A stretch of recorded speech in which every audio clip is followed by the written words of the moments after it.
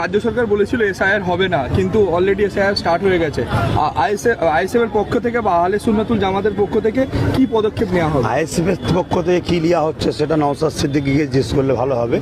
আহলে সুন্নাতুল আমি হলেও বা দায়িত্ব তার হাতে। আহলে সুন্নাতুল জামাতের পক্ষ থেকে অবশ্যই আমাদের যতগুলো শাখা আছে সেই জায়গায় আমরা জানিয়েছি, মানুষকে সজাগ করছি ভেতরে ভেতরে যে ঘাবড়াবার কিছু নেই। কেন এরা যা বলবে তাই তো নয়, এরা কে বলার? এদেরকে সংবিধানের কে রাইট দিয়েছে? একটা ভোটার কার্ড যখন ভোট দিতে পারছে, ভোটার কার্ডটা কে দিয়ে? নির্বাচন কমিশনার। আজকে সেই নির্বাচন কমিশনার বলবে এটা ফেক, তাহলে এতে ভোট হলো কি করে? তাহলে এর জন্য কত টাকা তোমরা খেয়েছো, কারা কারা খেয়েছো তোলো আগে, তাকে বিচার হোক, তারপরে বিষয় বলা হবে। অতএব এই বিষয়টা যতটা সহজ মনে করছে করে দেবো, অতটা সহজ নয়।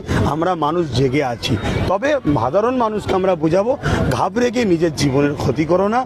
আর কারো পিছন থেকে হাওয়া দিওয়াতে খবরদার কোনো অফিসারের